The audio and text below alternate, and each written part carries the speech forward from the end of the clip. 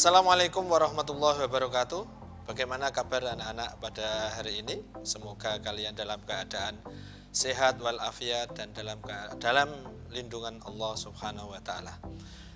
Kali ini kita akan melanjutkan kembali dari materi kolonialisme dan imperialisme.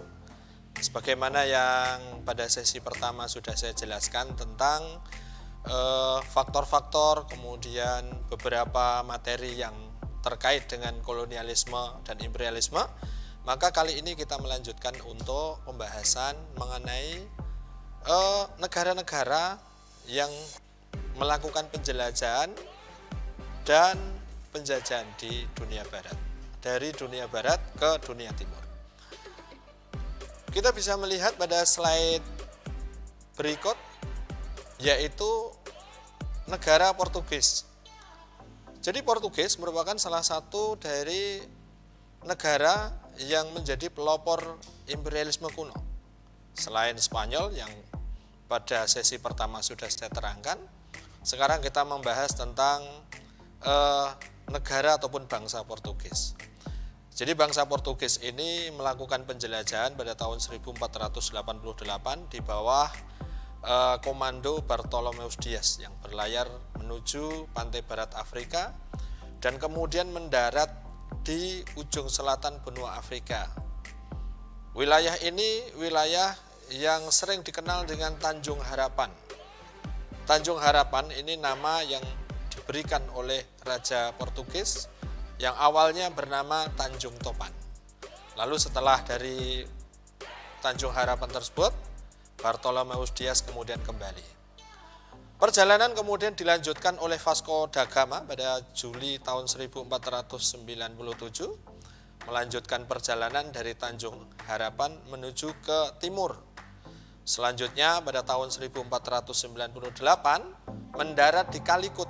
Calicut itu India, dan Goa sama-sama di India, di pantai barat India. Mereka kemudian tinggal di situ selama beberapa waktu dan membawa satu tanda yang dikenal dengan batu padrau. Apa batu padrau? Batu padrau itu semacam prasasti yang tujuannya adalah untuk menandai bahwa ini adalah wilayah dari Portugis. Lalu mendirikan kantor dagang di wilayah tersebut. Anak-anak, mereka kemudian mendapatkan rempah-rempah dari hasil perdagangan dengan orang-orang di timur. Hanya mereka melihat bahwa wilayah itu tidak ada tanaman rempah-rempah. Mereka tidak menemukan tanaman rempah-rempah, berarti mereka menyimpulkan sebenarnya tempat rempah-rempah tidak di situ, bukan India. Kemudian diberitahu oleh para pedagang bahwa sebenarnya letaknya itu di timur lagi. Maka kemudian dilanjutkanlah perjalanan dari India menuju ke wilayah timur di bawah pimpinan Alfonso d'Albuquerque. Maka kemudian pada tahun 1511 armada Portugis ini lalu singgah di Malaka, kemudian berhasil menguasai wilayah tersebut. Nah, anak-anak perlu tahu bahwa ketika Portugis sampai ke Malaka, mereka pun juga tidak menemukan itu. Mereka tidak menemukan tanaman-tanaman rempah-rempah. Akan tetapi mereka tahu bahwa sebenarnya rempah-rempah tidak ditanam di situ. Ke sebelah timur lagi, maka pada tahun 1512 mereka lalu melanjutkan perjalanan lagi ke Maluku. Kemudian anak-anak, bangsa yang lain yaitu Belanda. Belanda ini juga sama-sama penjelajah dari barat, hanya arah penjelajahan mereka berbeda dengan Spanyol dan Portugis. Kalau Spanyol menjelajah ke barat, kalau Portugis menjelajah ke timur, tapi Belanda ini adalah penjelajahannya diteruskan ke kutub utara. Namun mereka gagal untuk penjelajah itu, karena mereka terjebak oleh es dan kemudian Barents yang menjadi tokoh penjelajahnya ini meninggal di sana. Lalu pada tahun 1595 di bawah pimpinan Cornelis de Houtman, mereka melakukan pelayaran ke dunia timur dengan berpedoman pada pelayaran yang sudah ditemukan oleh Portugis. Maka pada tahun 1596 kalau Cornelis de Houtman ini kemudian mendarat di Banten. Di Banten kemudian bertemu dengan para pedagang rempah-rempah. Namun sayang, para pedagang dari Belanda ini terlalu berambisi. Mereka ingin menguasai perdagangan di situ. Kalau istilah kita adalah melakukan monopoli. Nah, tindakan atau ambisi Belanda ini mendapatkan penentangan dari rakyat Banten. Kesombongan mereka menyebabkan rakyat Banten kemudian mengusir. Maka pergilah Cornelis de Houtman ini dari wilayah Banten.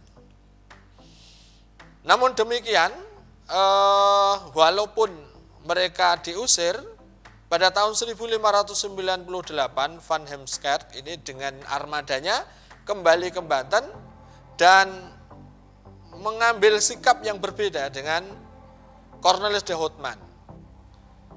Cornelis de Houtman bersikap sombong, tapi Heemskerck ini lebih berhati-hati dan maka diterima oleh rakyat Banten. Lalu tahun 1599 di bawah pimpinan Jacob van Eyck, mereka kemudian meneruskan perjalanan sampai ke Maluku. Dan kedatangan mereka diterima dengan baik oleh rakyat Maluku. Dan intinya adalah penjelajahan ini mencari sumber ditanamnya rempah-rempah, yaitu Maluku tersebut. Maka sesungguhnya faktor utama yang menyebabkan mereka melakukan penjelajahan ini adalah mencari tempat di mana ditemukannya tanaman rempah-rempah. Selanjutnya kita melihat bagaimana kiprah Inggris di dalam melakukan penjelajahan ke dunia timur. Jadi setelah Spanyol dan Portugis ini mendapatkan jalan, maka secara umum bangsa Eropa ini mengalami kemajuan di dalam perdagangan. Mereka sudah tahu jalur atau arah untuk menuju dunia timur. Nah, salah satu negara yang kemudian mengikuti jejaknya dan nanti akan menjadi penguasa yang berhasil, menjadi seorang penjajah yang berhasil. Penjajah kok berhasil? Maksudnya adalah sesuatu yang bagi dia sangat menguntungkan, yaitu Inggris. Akhirnya Inggris mengikuti langkah kedua dan melakukan pelayaran. Sehingga kemudian tahun 1600 Inggris ini memasuki India dan membentuk EIC. EIC adalah East India Company, sebuah kongsi dagang yang dimiliki oleh Inggris dan nanti akan berkembang pesat. Pada tahun 1811 Inggris ini kemudian mampu menguasai kekuasaan di India, yang pada waktu itu kekuasaan di India didominasi oleh kekuasaan Islam. Misalnya diantaranya adalah kerajaan Aurangzeb, kerajaan Mogul yang menghasilkan bangunan yang sangat indah. Anda mungkin melihat Taj Mahal, ini adalah salah satu di antara hasil kebudayaan dari kerajaan yang ada di India, kerajaan Islam. Kemudian pada tahun 1607 beberapa rombongan Inggris pun kemudian juga tidak hanya ke India tapi pergi ke Amerika Utara, yang kemudian mendirikan koloni di Massachusetts, yang kemudian pada akhirnya terbentuklah negara Amerika Serikat. Itu berasal dari para imigran yang berasal dari Inggris. Anak-anak, ini yang bisa saya sampaikan dalam sesi yang kedua. Mudah-mudahan sesi ini bisa memberi penjelasan lebih konkret dan lebih nyata, lebih paham, maksud saya lebih paham dari sebelumnya. Dan nanti kalau ada pertanyaan-pertanyaan bisa kalian ajukan ke Google Classroom atau ke WA. Demikian, semoga bermanfaat. Kita akhiri. Assalamualaikum warahmatullahi wabarakatuh.